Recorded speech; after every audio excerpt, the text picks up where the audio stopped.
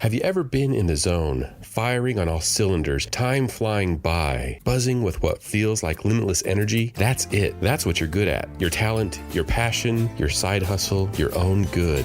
My name is Dave, and I'm a teacher, a life coach, an academic coach, and through this podcast, I want to help you discover and own your good.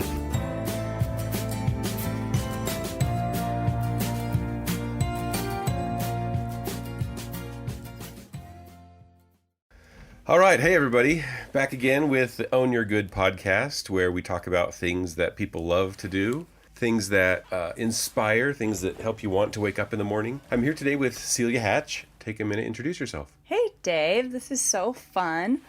Dave and I actually have known each other for a while, so I was really flattered when he messaged me and asked if I wanted to come on and talk with him about things I love. I own a meal prep company, and we specialize in keto food, and I love to feed people. So we're here to talk about feeding people, I guess. So for those that don't know keto, can you explain that a little bit?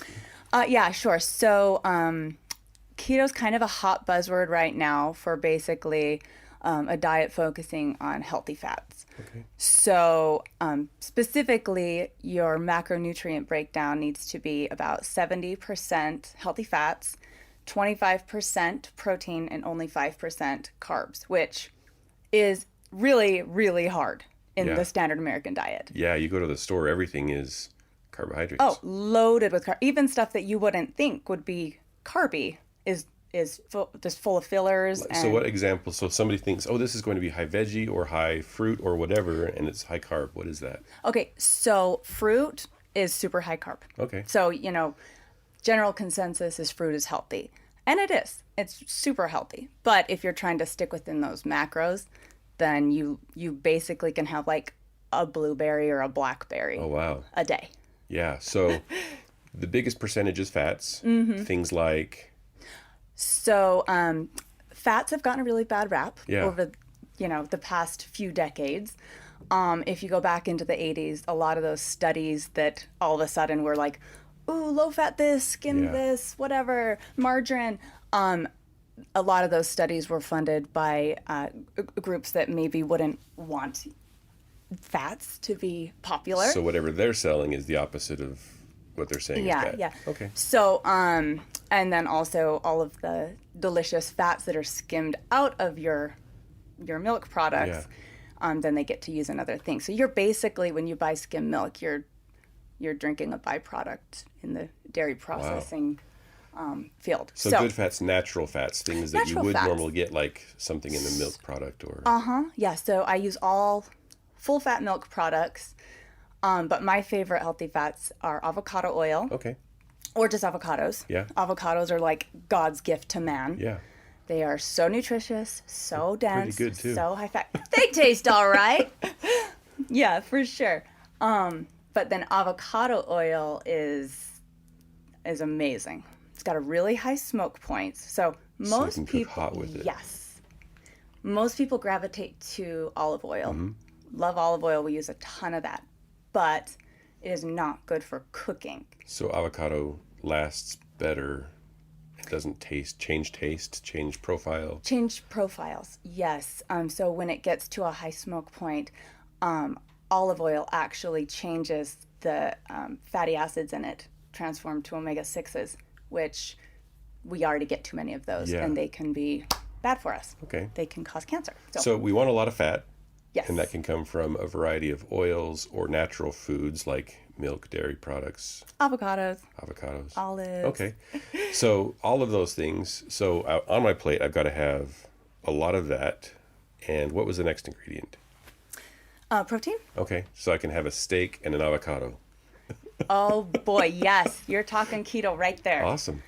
But I proclaim myself as a clean keto freak. Okay. Because if you pulled up Instagram right now and you just searched keto, like a hashtag of keto, you're going to get this nasty thread. It's going to be 6 Big Mac patties with cheese on them and like bacon in between each layer. So total cheating stuff. Oh, it's like nasty. Yeah. It's nasty. Like, sure, it fits those macro profiles. It's but the amount high of fat, sodium and other and things. it's protein, but then where is that meat coming from? What else is in it? Yeah. And you still need some of those nutrients that are going to be in carb-laden foods like vegetables. Sure. So I work really hard to break down my menu items that they will fit within those macros, but that nobody's going to be coming away with, well, I had a meat patty covered in bacon. Yeah. Which is, I mean, that's fine every once in a while. Tastes good, right? Yeah.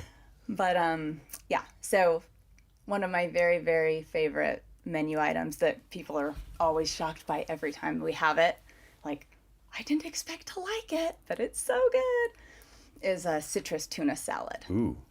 So I make a house dressing it's Dijon, lemon juice, olive oil, back to that, use it for dressings, not cooking.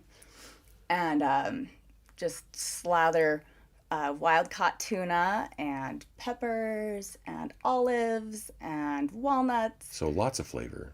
Lots of flavor. Not necessarily just salt, meaty bacon. Yeah, and lots of texture, too. Yeah. Get the crunchy pop of those crunchy vegetables and the nice, smooth, flaky tuna. It's so good. And this is a secret, I don't like seafood. Wow. So the flavors and the textures and all those things make it so that even if you didn't like it, it's worth trying and possibly enjoying. Oh, yeah. Cool. Yes. And my staff jokes with me on Sundays that they always have to cook the fish. Anytime we have fish, I'm just like, oh no, it's salmon. Yeah. Because I just don't, fish for me is not my favorite. It is but definitely the tuna unique. salad, we had it last week. I made 7 extra containers for myself just to take home. I ate it all week. You say working Sunday, so that means that you go in on Sunday, you have your staff there, and you're prepping orders that have already been made? Or, or some extra for people walking in to buy? Good question. Yes, people always get confused by this. Yeah. Because it's not normal. Yeah. It's not your normal restaurant setup. I try to be zero waste as much as possible. And as you've had experience in restaurants, you have no way to predict how much of each thing you're going to need. Yeah.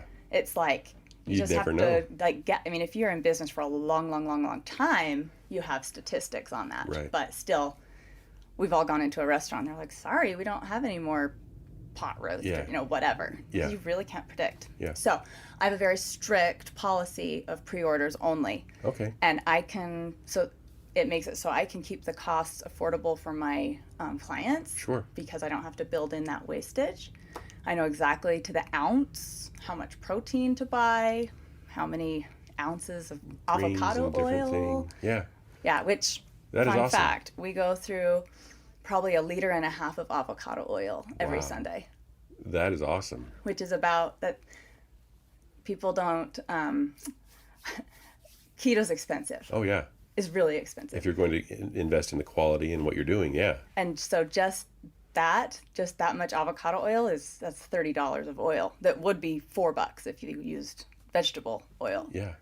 So. But we're looking at the nutrients. We're looking at what you're putting into fuel your body to take care of you. Exactly. Awesome. So this company that you're working with, this is your company. Mm-hmm. You have a partner? My husband. Okay. So it is literally you. Yeah. And I know that he has other projects that he's working on. Yeah, I joke that I'm the food guy. He's the tech guy. Because if I was running all the back end stuff, it would be like, everything would be pen and paper and like graph paper. Yep, clipboards full of orders. Yep. Oh my gosh, you're reading me. I have clipboards everywhere. My chiropractor had this thick wooden clipboard at his office, and I was just like, now that's a clipboard I can get behind. I need this clipboard. So before we go any further, I think we've teased this enough. What is your company called? What do you do? It's called BioBalance Meals, and we do ready-to-eat keto food. So they come in packs of 5, 10, or 14 meals, and all the food is literally ready to heat up or just eat fresh out of the container. If it's a salad, it's ready. Yeah. Mm-hmm. Awesome. Don't heat up the salad. That'd be nasty. Yeah. That's awesome. So how long have you been doing this? We we will be at 1 year on August 1st. Awesome. So it's been, I mean, in the food business, in restaurant, the first 5 are the sign of whether or not you're going. But at a year, you're feeling good because your waste is 0 or close to 0. Yeah. And your pre-order, the people are buying what they're buying. Yeah. Well, and I have recently been able to like reinvest a lot of money back into equipment and whatnot, because my trajectory is up. Yeah. Which in this right, COVID the current environment of life, economy and everything, yeah. Yes, it should be not. If my trajectory is going up, not down, I feel pretty confident. That is awesome. That is so cool. So a year in, everything is positive. I mean, projected positive. Yeah. What got you into the nutrition, health, lifestyle, keto? Where did that start? So keto is very a hot word. Yeah. A high healthy fat diet is not necessarily a new concept. Okay. I guess I shouldn't say that. It is kind of a new concept. I'm sure like in your childhood, you probably drink skim milk. I know that my family, it was skim milk, everything. Yeah. Like low fat cottage cheese, low fat sour cream, no fat yogurt, in your yogurt. All that stuff, yeah. And just in probably the last decade, that has all started to just shift, where people are recognizing that like those fats actually are beneficial. Our brains desperately need them. And the news is starting to come out with the diabetes and heart disease and other issues that, there really was a conflict between big sugar and fat. Yes. So. Yeah. So, I mean, and I've recently been doing a little more research into, so my grandmother is kind of going down the path of Alzheimer's. And so that's in my genetics. Yeah. And scares the crap out of me. Oh, yeah. That is definitely not something that you look forward to. No, yeah. And so there has been some studies coming out that are tying basically that these people's brains are being malnourished and not getting enough fats for proper maintenance and development. Insulation and connections and all that stuff. Mm-hmm. Yeah. And so, yeah, I'm a big proponent of high healthy fat diets. I've probably been eating a diet full of healthy fats for, I would say like probably 7 or 8 years. Uh-huh. And it was a big change, like physically for me. Yeah. I know that I personally have an issue with sugar. Like I can vouch for the idea, whatever research is behind it, that it is an addictive substance. People need to have it. And I don't think that's a normal or natural thing. So what spurred this? I mean, Alzheimer's with your grandmother's a part of it, but... And that didn't necessarily spur the shifting of like, because 8 years ago, grandma was fine. Yeah. She was good to go. But just more as I've always been really into health and fitness, and just the more research that I did on the diet side of things, instead of just like pounding out weights like crazy, like, hey, we gotta like nourish from the inside out, not just work out on the outside. So your own personal research to do what you're doing, is there any certification required to show people that you can, or do you have research that you provide to people, or are they just sort of word of mouth trust based on your stories? Because it is keto, people that come and get my food already know what it is. Oh, okay. So I'm not an already educated populace. Yes. Okay. I'm not in the education game of it. I am fulfilling the need that people have that are already on a keto diet, which is a super hard diet to maintain. Definitely. I have some family that have done that and feel like they're successful, and I can see that they are because their body image, their energy, their self-worth, you can see that changing as they feel better about themselves. Yeah. So you're going at this for 8 or 9 years now, and you've got a business that's at a year in its positive projection. What is your goal? Have you thought nationally? So here's a funny... Or what's scalable, I guess, because if it's... So here's a funny thing. You see all these nationwide meal prep companies, or like a Blue Apron where they send you a box of ingredients and you get it and you're like, dang it. I have to chop up all this stuff or it's going to go bad in my fridge. All these companies they're all negative. They're not profitable. Really? Blue Apron's undergone round after round of funding. They're still not profitable. And the reason why is because shipping overnight and having to pay for insulated boxes and all the packaging that goes with it is ridiculously expensive. I looked into it, and to ship from our location in North Salt Lake to Provo, which is an hour away, where we started. I can go into in a minute how we started. It was with a company down there in Provo, and even with mass scale of 50 units, I was going to be paying $50 a box. Wow. With the shipping, the insulation. I mean, it was so ridiculous. And at the cost of the food already, on top of the shipping. Exactly. It's ridiculously crazy. Yeah. And so it's kind of one of those, like, that sounds so cool to have like a nationwide brand. Yeah. But what you're doing is really just spreading yourself so thin that you are negative. And we've been profitable. I mean, I got paid before I even had a food handler's permit for my first order. And we've never been not profitable since. Because we keep it local. Yeah. I can keep my costs low that way. So then I can onboard lots of clients. Mm-hmm. So. Is it something that is duplicatable? Like you could franchise it to somebody that you trust in Arizona or Idaho or whatever? Definitely. And that's more the route I would go. Okay. Is more a franchise model.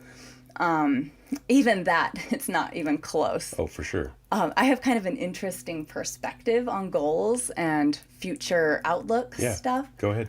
It's actually very anxiety inducing for me. Oh, okay. So don't go ahead. No. Like projecting way out is anxiety inducing for me. Okay. Jeff, because my there's husband. So many unknowns. Yeah. Jeff, my husband and partner in this, he loves to talk about like, oh yeah, and we'll have a massive, warehouse, and we can have like all these trucks and ship out to the whole state and blah blah. And I just start shriveling up. At like, all those costs, all those potential negatives. Yeah. So I'm a very task oriented to-do list. I'm an insanely good multitasker. And so when I project way out and I'm picturing big warehouse, all these trucks, all these employees, I immediately start making a to-do list to make it happen. And that's a lot.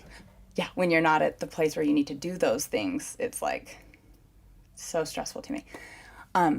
But I also believe, have you kind of ever heard of the mindfulness technique of unnaming things? I don't think I have. Okay, so basically you picture a bird. Okay. We already know what a bird is. Mm-hmm. You see a bird, you think bird. Maybe you think seagull or robin or whatever. It already has a name. Most, right? Yeah. Yeah, it already has a name. It's nothing special. Mm-hmm. But if you unname it, the practice of unnaming things, suddenly it becomes new again. Like, what is this thing? It has wings. It is shiny. It is red on its stomach. Oh, look, it has little tiny legs. Gotcha. And you start dismantling and seeing it for what it is. Yeah. So I kind of feel like that with my business and just life in general. But, for example, like, okay, this is going to be a franchise model. That's what it is. Yeah. That's what it's going to be. You end up missing the other avenues that it could go. Gotcha. For example, I have been approached recently numerous times about it being a commissary model where the meal prep still happens on the side, but BioBalance becomes a franchised commissary kitchen, that there's multiple BioBalance kitchens and meal prep things. So yeah, I am open always to whatever avenue the universe wants to propel me, and because there might be a niche there that doesn't yet exist. Or that I can't see yet. Yeah. So for example, the way this started is we were in a pretty dark place financially. Mm-hmm. My husband had been out of his job for months and months. That unemployment was coming to an end. And that's something that just causes anxiety by itself. Oh, yeah. I think especially and not to get into gender roles and things, but I think men want to provide for who they care about. And when you can't, things just seem hopeless. Right. And back to the gender roles, I was raised in a very traditional religious setting and a very traditional family setting that I kind of always assumed that was all I was. Yeah. Was the be home, watch the kids, Sure. cook the food, and just that was it Yeah. kind of thing. And so unfortunately, I wasn't, constantly updating my LinkedIn and networking with business people. And Right. my network was other moms. Sure. Sure. But anyway, so we were in kind of a dark, that hierarchy of needs. It's hard to be creative in that area. Definitely. We are just focusing on survival. What is today? Yeah. And how we're going to pay for XYZ. Yeah. You're not thinking of building stuff. Right. But at the same time, necessity is the mother of invention. And when you're desperate, you see things that you could possibly capitalize on. Yeah. So my brother works for a company called Chrysalis. Have you heard I don't that? know what. So it's a local company. I think they are mostly in the West. Okay. And they help facilitate and house disabled adults. Okay. So they have like a whole bunch of houses, and each house has like a handful of disabled adult clients with a house manager. They're semi-independent. They have jobs. So my brother's a behavior analyst for this company, and we were camping, and I think he must have seen something I was eating and was just like, oh, I wish so bad my clients could eat like you. Yeah. Because where he's constantly, his whole job is trying to help with behavior and create plans to like improve relationships within the houses. And that's hard when they're adults, regardless of ability. Nobody wants to be told what to do, what to eat, Oh, yeah. how to live life. And nobody is going to be their best selves when all they're eating is Totino's pizzas and microwave burritos. Yeah. It's not going to happen. Yeah. I mean, I can't even be a good like mom or wife. Like if I've had like a big burger for lunch with a big bun, I'm just like, cancel everything. I'm so heavy right now, grumpy. Yeah. And that's 100% what these clients were eating. Yeah. They were managed by college students who also don't know. Yeah. They would take them grocery shopping and with their budget help them buy more Whatever they could frozen with their budget. Yeah. pizzas. And so my brother just kind of mentioned that. Like, oh, I wish my clients could eat like you guys. Just kind of passing. And it kind of like lightning bolt hit me. Like, they can. Like, I could facilitate this. Yeah. And it lined up really well at the time because not only have I been eating this way for a long time, I have been prepping. I call it my Sunday meal prep. And I've been doing it for years and years and years. And it's an extremely spiritual practice for me. So getting ready for the week, preparing what you're going to be eating. Yeah.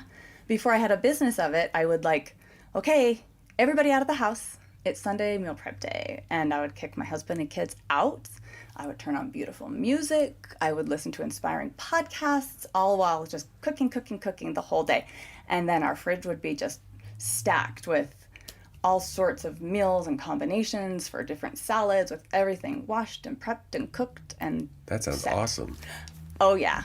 Oh, yeah. I don't know about the work part, but But that's the thing. It's the thing that brings me joy. Yeah. I get high off of it. So when somebody says, oh, I have to go home from work and the last thing that I want to do is start cutting up potatoes or whatever, you're like me thinking, oh, That sounds like so nice. that sounds so relaxing. But I'm sure also it sounds like a pain because you realize it's not just I'm going to go home from work and cut up potatoes. It's I'm going to go home from work and I'm going to try to cut up potatoes and listen to a podcast and music while I do it. And everybody's going to come in and be bugging me and getting under my feet and trying to get snacks while I'm cooking. So that's why I kick everybody out. But anyway, so my brother, he said that to me and I was like, oh my gosh, I already have the skill set to do this. Yeah. I know what to make. I know how to make it in bulk. And that was kind of where it ended. I had no kitchen space. Mm-hmm. I had no official license of anything. I just had an idea and passion for the work.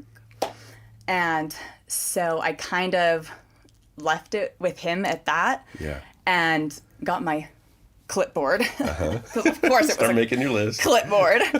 And I made up just kind of a menu of what we could possibly pull off. I knew the budget was extremely limited.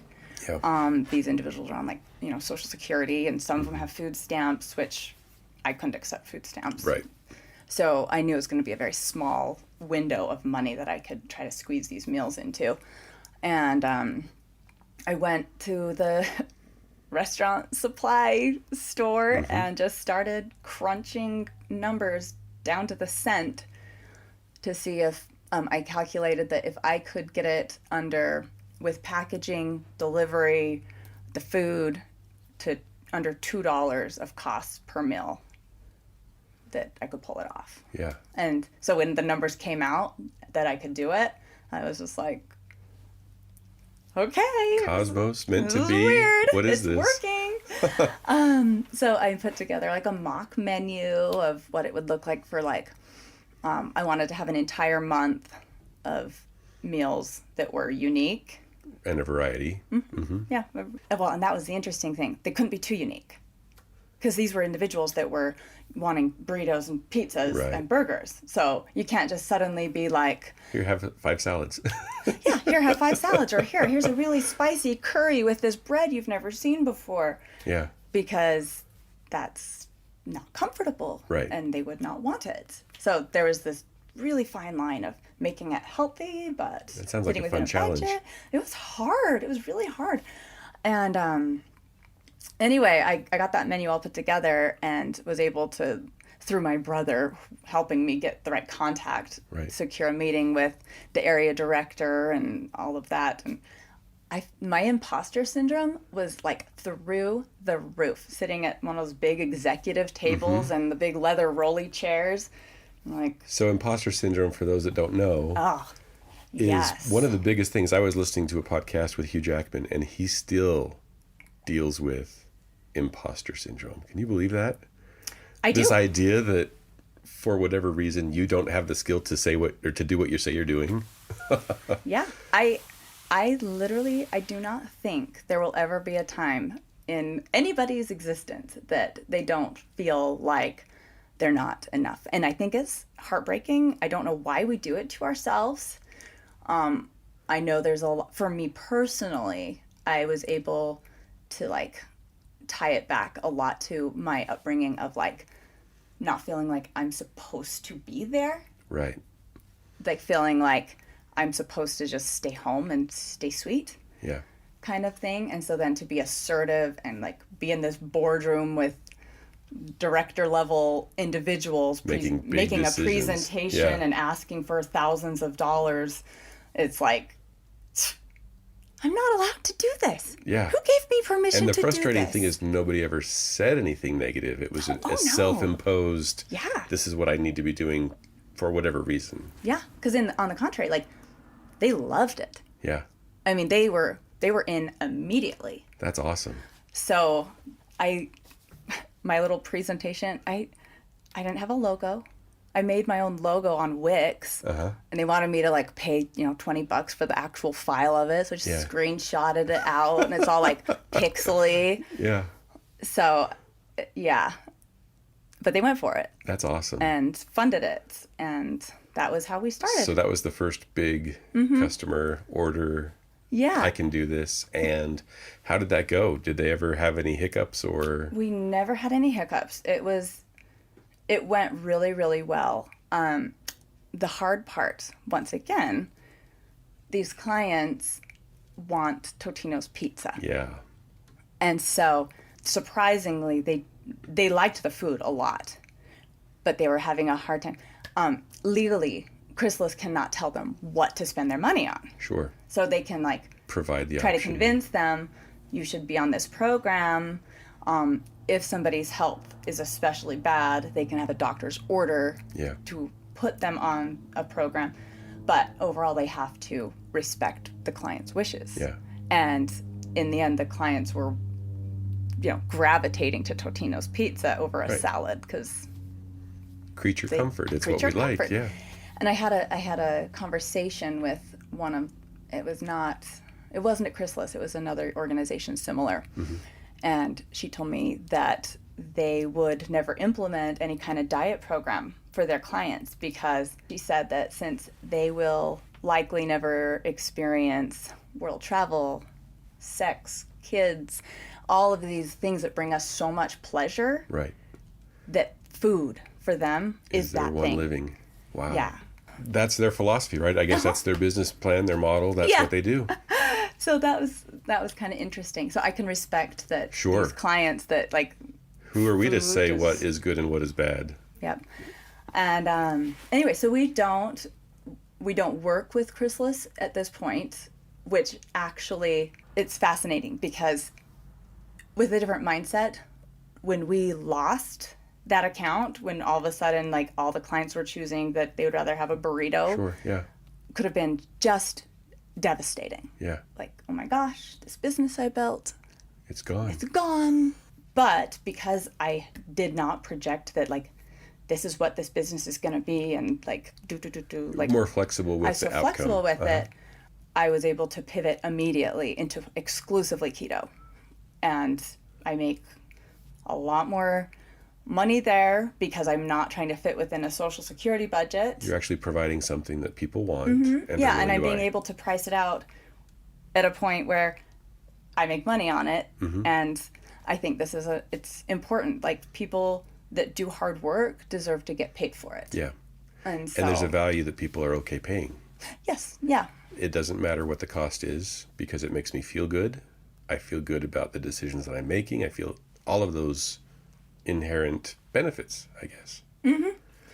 Oh, for sure. It's a win-win, because that that money is energy, and they are sending energy my direction, and then the energy takes on a different form in that I create something that they're unable to or don't have the time to, and I send the energy back to them, and so we both win. That is awesome. That gave me chills. Oh, that they're doing something good and you're benefiting, and that you're doing something good and they're benefiting. and that's a good business. Should always for be sure. that way. Yeah. It should always be that both parties are finding value in the relationship. Yeah. And the relationship is huge too. Like, I've made it a point, and this is not scalable, but I feel very strongly about it, that I have a personal relationship with every client. That is something difficult to hold on to. You can't hold on to that. No. And it's even when we switched to being able to deliver to people's houses, I felt very like disconnected. I have some of my most devout clients that I've never, ever, ever seen or spoken to. Really? Besides, through Messenger or like email contact. And that's really hard for me, because the clients that come to our location to pick up their stuff, I know their kids' names, I know their More vocation. connection, yeah. I, have a relationship with them. So have you taken feedback from the customer to change recipes, or are they just happy with what they get? I mean, have they given you any inspiration that way? I have not ever had many complaints about, like, there's been like a couple little, hey, I had a piece of brown lettuce in my salad. Well, I guess I wasn't thinking of like feedback in that way, but more like, because you have that relationship with them, that they're more interested in whatever, a cultural, a variety of something, or maybe the tuna was good, what if we tried this? Because they love... I really have not had a lot of that. I get a lot of positive reinforcement. I can expect certain clients, as they get out of their car, to start already like talking about something from the week before. Yeah. Oh my gosh, that tuna salad was so good. Like, I know. That's good. I'm glad you liked it. But as far as, I've actually thought it'd be fun to like throw it out there, like, hey, send me your grandma's recipe that you love, and I'm going to retrofit it so that you can still eat it. Yeah. So that would be cool. Yeah, so I'll probably implement that and see what I come up with, because that's fun. Hey, that would be a win-win too. They're more involved, yeah. I'm letting them get a recipe they want, and it takes maybe less work for me to not have to come up with the whole thing from scratch in my head. That's awesome. So your work is all on Sunday. Yeah. And this is, I don't know if it's anxiety or if it's planning or what, but if your Sunday is all geared towards this and you've got to deliver, how close are you to maxing capacity on Sunday? Like, have you thought about, are you going to bleed over into Saturday? If anything, it would be maybe Wednesday. Okay. Do like a full prep on Sunday and then a full prep on Wednesday. At this point, because many hands make light for work. Sure, yeah. So I have the space, I have the capacity within the kitchen. I just if it comes to it, I just need more people. Yeah. Okay. So Sunday could still be. That's pretty awesome to have a 1 day a week job. Yeah. Basically. And people like to think that it's 1 day a week. I'm sure. Yeah. But inventorying on and my ordering special clipboard, I've got many a spreadsheet of what needs to happen on each day, and that's true. Especially while my kids have been home, it's basically all consuming because I'm fitting in between things that my kids need. Like, okay, they don't need something for a second. I gotta hurry and confirm a couple things with my supplier, and so it's kind of on the brain all the time. When they were in school, it was like I would go plop down at a coffee shop, knock it out for 2 hours a day, and that was it. Yeah. But now instead of having focused, diligent work, it's scattered. Good multitasking. Yeah. It's sitting on the laptop on this side and mitigating fights over here. Yeah. That's awesome. That's fun. So I've learned a lot about what it takes to provide something for the customer. This has been a fantastic conversation for me. So we mentioned the company is BioBalance. Yeah. Is there a website? If people were interested in this, even if they're far away? So the website is biobalancemeals.com. Okay. Currently, we have a pickup location in Lehigh on Sunday nights. We have a pickup location in North Salt Lake on Sunday nights. And then we also deliver. We're probably going to open it all the way up through Ogden. I have a new delivery van on the way to my house right now while we're speaking. Awesome. So then I can have more deliveries. So probably up through Ogden, all the way down through Draper, we do delivery. That is fantastic. So I've got a couple really great guys that do the delivery for me, and they have an entrepreneurial spirit. You can't just have people that are looking for stability in this job. State. Yeah. They've got to be ready for some possible roller coasters. Well, that is great. I'm excited for you. I'm glad to see that you're buzzing with something that A, you're good at, B, is good for you.